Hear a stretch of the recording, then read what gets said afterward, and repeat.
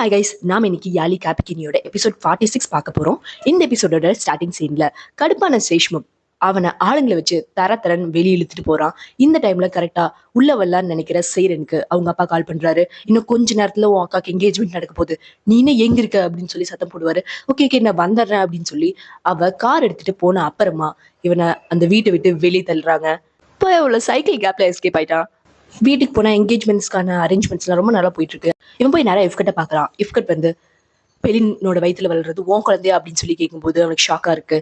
என் பின்னாடி ஆள் அனுப்பி என்ன பார்த்துட்டு இருக்கீங்களா அப்படின்னு சொல்லி கேட்பான். இப்போ அது முக்கியம் இல்லை, அது உன் குழந்தையான்னு கேட்கும்போது இவன் எல்லா உண்மையை சொல்றப்ப இதை தாத்தானால மட்டும்தான் சரி பண்ண முடியும், நம்ம தாத்தாட்ட பேசி ஆகணும் அப்படின்னு சொல்லி இஃப்கட் சொல்றா.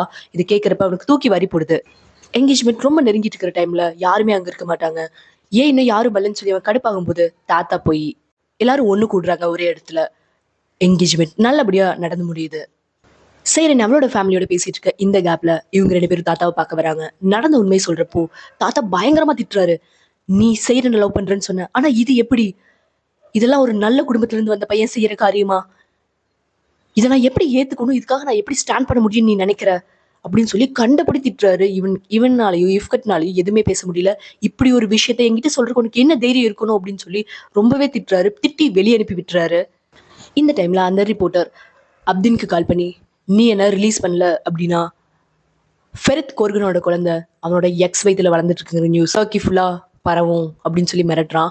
இதை கேட்டு அவன் போனை வைக்கிறான். அதே டைம்ல அந்த இடத்துல ஃபெரித் வரான். அவன் கிட்ட இந்த எல்லா நியூஸையும் அவன் சொல்றான். அவன் என்ன பண்றது தெரியாம முழிச்சிட்டு அவனுக்கு தோன்றதெல்லாம் ஒரே விஷயம் தான், சேரன் மட்டும்தான். சேரன் இதை தெரிஞ்சா என்னவா, சேரனுக்குள்ள நம்ம இதுக்கு மேல வாழ முடியுமா, நம்ம வாழ்க்கையில சேரன் மட்டும்தான் இம்பார்ட்டன்ட் அப்படின்னு யோசிக்கிறான்.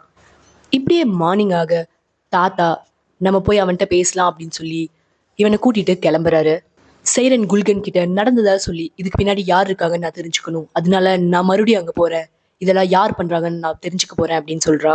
சேரன் அங்க போயிட்டு இருக்கிற டைம்ல இவங்க அங்க ரீச் ஆயிடுறாங்க. இந்த டைம்ல இந்த நியூ கிட் கிட்ட இவ வந்து பேசுறா. நீங்க எவ்வளவு கோவமா இருந்தாலும் எங்களோட என்கேஜ்மெண்ட் வந்ததுக்காக ரொம்ப தேங்க்ஸ் அப்படிங்கிற மாதிரி சொல்லும்போது, நீ என்ன நினைச்சிட்டு இருக்க, என் பையன் உன்னை உண்மையாலுமே லவ் பண்றான்னா நான் உனக்கு ஒரு டெமோ காட்டுறேன் வா அப்படின்னு சொல்லி கூப்பிடுறா. இவன் பேச்சை நம்பி இவங்க 2 பேர் பேசுறத அவ போய் விட்டு கேட்கிறா.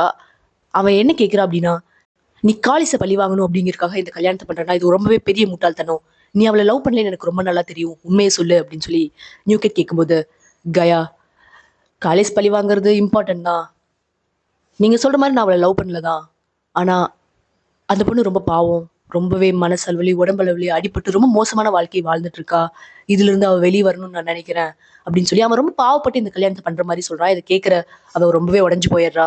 இதுதான் நியூ கிட்க்கு வேணும். இந்த மார்னிங் டைமே தாத்தா போய் அவனை மீட் பண்றாரு.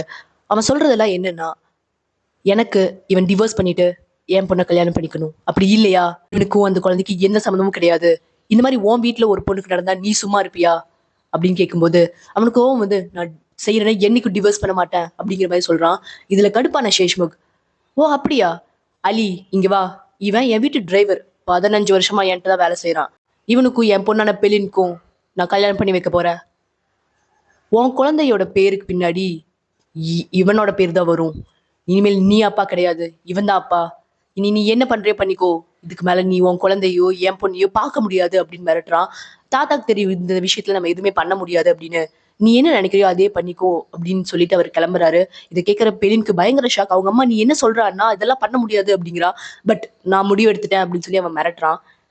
இந்த கோவத்துல தாத்தா வெளியே வந்து கார் எடுத்துட்டு இவங்க அங்கிருந்து கிளம்பிடுறாங்க. இவங்க கிளம்புனதுக்கு அப்புறம் அந்த வீட்டுக்கு வர சேரன், நான் அவளோட ஃப்ரெண்டு அவளை பார்க்கணும்னு வந்திருக்கேன் அப்படின்னு சொல்லுமே, சரி வாங்க அப்படின்னு சொல்லி அவளை உள்ள கூட்டிட்டு போயிடுறாங்க. இந்த டைம்ல எல்லாரும் ஒண்ணு கூட்டி டேட் ஃபிக்ஸ் பண்ணலாம் அப்படின்னு நினைக்கிறாங்க. அப்ப சொன்னா ஒரு மாதிரி மோசமா வந்து நிக்கிறா.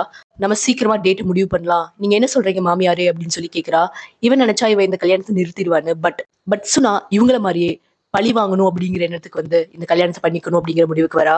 இந்த நேரத்துல உள்ள போன சைரனை ஒரு ரூம்ல வெயிட் பண்ண சொல்லியிருக்காங்க. இந்த நேரத்துல தாத்தா, நான் இந்த இடத்துல தான் என்னோட பிசினஸை உருவாக்குனேன், இந்த குடும்பத்தை காப்பாற்ற போற ஒரே வாரிசு நீ மட்டும்தான், இது நீ எடுக்க வேண்டிய முடிவு, உனக்கு சேரன் வேணுமா அந்த குழந்தை வேணுமா அப்படிங்கிறத உன் கையில தான் இருக்கு அப்படின்னு சொல்லிட்டு தாத்தா அந்த முடிவை இவன் கையிலேயே விட்டுட்டு கிளம்பிடுறாரு. அந்த ரூம்ல வெயிட் பண்ணிட்டு இருக்க சேரனுக்கு இப்பதான் அந்த போட்டோஸை பாக்குறா. இவளு பெலினும் ஒரு குடும்பத்தை சேர்ந்தவங்க அப்படிங்கறத தெரிஞ்சுக்கிறா. அதே நேரத்துல இவங்க 2 பேரும் அவ கண் முன்னாடி வந்து நிக்கிறாங்க. அப்படியே எபிசோட் 46 முடிய எபிசோட் 47ஓட ஸ்டார்டிங்ல இவங்கள பார்த்தது பெலின் பயங்கரமா பிரச்சனை பண்ணா என்ன நினைச்சிட்டு இருக்கீங்க அப்படின்னு சொல்லி இவங்க அப்பாட்ட சொல்றங்க மாதிரி சொல்றா. இவங்க 2 பேரும் ரொம்ப கெஞ்சுறாங்க. ஏன்னா காட்டுப்பூச்சியை விட இவங்க அப்பா சேஷ்முக் பயங்கர கொடூரமானவன். இந்த பொண்ணுங்க சைரன்ட்ட பயங்கரமா மன்னிப்பு கேட்கறாங்க. இல்ல சாரி நாங்க தெரியாம பண்ணிட்டோம் அப்படின்னு. நீ என்ன நினைச்சு இப்படி பண்ணிருக்க, இதுக்கு மேல இதை நான் அப்படி விட போறது இல்ல அப்படின்னு சொல்லி பயங்கரமா சண்டை போடுறா. இல்ல தயவு செஞ்சு புரிஞ்சுக்கோ, இதுக்கும் பெலினுக்கு எந்த சம்மந்தமும் கிடையாது, நாங்க ஃபெரித்தை பார்த்தோம், சரி ஒரு சின்ன கேம் விளையாடலாம்னு நினைச்சோம் அப்படிங்கிற மாதிரி அவகிட்ட எவ்வளோ பேசி கெஞ்சி கால் விழுந்து அவளை சமாதானப்படுத்துறாங்க. இவன் நேரா போய் பாக்குறது ஃபெரித்தை தான். ஃபெரித் கிட்ட இந்த மாதிரி இப்படி எல்லாம் நடந்துச்சு அப்படின்னு சொல்றான். இவன் ஸ்டார்டிங்ல ஒருவேளை பிரெக்னன்சி தெரிஞ்சுக்கிட்டாலோ அப்படின்னு அவன் பயப்படுவான். அதுக்கப்புறம் தான் இந்த பொண்ணுங்க தான் இதுக்கு பின்னாடி இருக்கிறது அண்ட் இது எல்லாத்த பத்தியும் பெலினுக்கு ரொம்ப நல்லா தெரியும் அப்படிங்கறத தெரிஞ்சுக்கிறான். நீ கவலைப்படாத, இதுக்கு மேல நான் பாத்துக்கிறேன் அப்படின்னு சொல்லி அவளை அனுப்பி வச்சுட்டு இவன் நேரா அவளுக்கு கால் பண்ணி என்ன பண்ணியவே தெரியாது, நான் சொல்ற இடத்துக்கு நீ வர அப்படின்னு சொல்லி மிரட்டிட்டு போன வைக்கிறான். பட் இவன் சொல்ற நேரத்துல சொல்ற இடத்துக்கு கசின் பைரல் தான் வந்திருக்கா. இதை பார்த்து கடுப்பானாம நேரா வீட்டுக்கே போறான். அவளோட ரூமுக்கு போய் இவன் கண்டபடி சத்தம் போடுறான். நீ என்ன நினைச்சிட்டு இருக்க, நானும் செய்யறேன்னு பிரேக்கப் பண்ணிக்கோம்னா அப்படி இதுக்காக தான் நீ இத்தனை பண்றியா அப்படின்னு சொல்லி கண்டபடி பேசுற. அவ்வளோ அவளோட சைட் நியாயத்தை பேசிட்டு இருக்கிறப்ப ஏதோ சம்திங் அப்படின்னு சொல்லி இந்த சேஷ்முக் அவங்க ரூம்ல செக் பண்ணலாம் அப்படின்னு சொல்லி வருவான். இல்லப்பா அவ தூங்கிட்டு இருக்கா, அவளை டிஸ்டர்ப் பண்ண வேண்டாம் அப்படின்னு சொல்லி இவன் எவ்வளோ ட்ரை பண்ணுவா. இல்ல நான் பார்த்தே ஆகணும் அப்படின்னு சொல்லி இவன் ரூம்குள்ள போய் பார்க்கும்போது அங்க யாருமே இருக்க மாட்டாங்க. இவ எப்படியோ கஷ்டப்பட்டு ஃபெரித்தை ஒளிய வச்சிருவா. நல்லா அவனை அடிச்சு அந்த வீட்டை விட்டு துரத்தி தாத்தாக்கு கால் பண்ணி இதுக்கு மேல அவனை நான் இங்க பார்த்தேன்னா அவனை கொன்னு போட்டுருவேன் அப்படின்னு சொல்லி மிரட்டுறான். அந்த வீட்டையே தலைகீழ உடைச்சு வச்சிருக்கான் சேஷ்முக். அடி வாங்கின ஃபெரித் நேரா போய் பாக்குறது தாத்தாவை தான். தாத்தா கண்டுபடி திட்டுறாரு. நீ எல்லாம் என் பேரனா, இந்த விஷயத்துல உன்னால என்ன பண்ண முடியும், அப்படிப்பட்ட விஷயத்த நீ பண்ணி வச்சிருக்க, இப்படியே இதை எதுவும் பண்ண முடியாது, இதுக்கு நம்ம சொல்யூஷன் கண்டுபிடிச்சாகணும், முதல்ல சைரனை வர சொல்லு, சைரன்ட்ட நானே எல்லா விஷயத்தையும் சொல்றேன் அப்படிங்கிறாரு. இது கேட்கிற ஃபெரித்னால ஏத்துக்கவே முடியல, எதுவுமே பண்ண முடியல இந்த விஷயத்துல. சைரன் அந்த ரூம்க்கு வந்ததும் நீ என்னாச்சு இப்படி அடி வாங்கிருக்க, என்ன பிரச்சனை அப்படின்னு சொல்லி அவ ரொம்ப பயப்படுறா.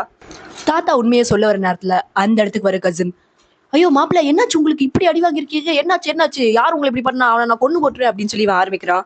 இப்ப அது பிரச்சனை இல்ல, உங்களுக்கு என்ன பிரச்சனை சொல்லுங்க, நாங்க பேசிட்டு இருக்கோம் அப்படிங்கிறான்.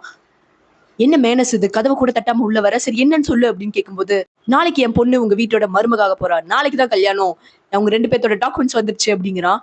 அதுக்காக நான் டாக்குமெண்ட்ஸ் காட்டுறான். இதை பார்த்ததும் தாத்தாக்கு தலை சுத்துது. ஏன்னா நாளைக்கு தான் பெலினுக்கும் கல்யாணம் பண்ணணும் அப்படின்னு சொல்லி பிளான் பண்ணிருக்காங்க. தாத்தா ஒரு மாதிரி ஆகிடுறாரு. அவர் பேசி நார்மல் பண்ணிட்டு மித்த விஷயங்கள் எதுவுமே பேசாம அங்கிருந்து எல்லாரும் வெளியே கிளம்பிடுறாங்க.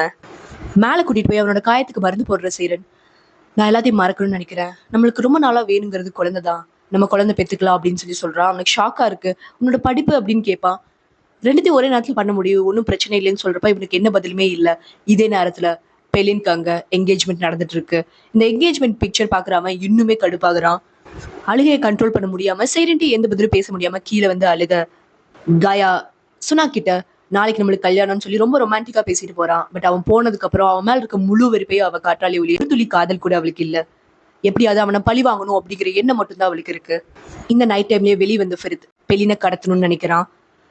பெலினும் இதுக்கு ஓகே சொல்லிட சத்தம் இல்லாம அங்க வந்து பெலினை அங்கிருந்து கூட்டிட்டு போயிடுறான்.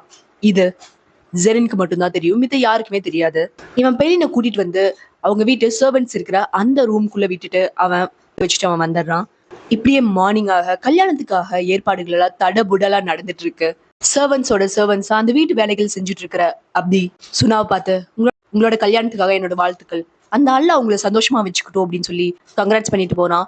அவளோட மனசு ஃபுல்லா இவன் தான் இருக்கா. பட் விதியோட விளையாட்டால அவங்கள பழி வாங்கறதுக்காக இவ அவளோட கேமை ஸ்டார்ட் பண்ணிருக்கா. அவட்ட பேசிட்டு வெளியே வர அப்படின்னு நேரா போய் சர்வன்ட்ஸ் ரூம்ல இருக்கிற இவங்களை பார்க்க தான் போறா. அந்த இடத்துல தான் இவனும் இருக்கான்.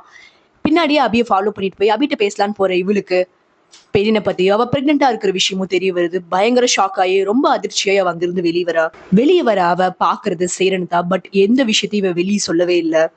இப்படியே நைட் ஆக இந்த தைலன் தப்பிச்சு வந்து இந்த காட்டுப்பூச்சியை மீட் பண்றான். அவன்கிட்ட இவன் பெலினோட பம்பை கிஸ் பண்ற அந்த போட்டோவை காட்டுறான். இதை பார்த்து அவன் பயங்கர ஷாக் ஆகுறான்.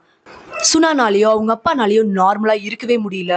கல்யாணமாக போற டைம்ல கூட அவ பயங்கரமா கஷ்டப்படுறா இந்த ஒரு விஷயத்த நினைச்சு.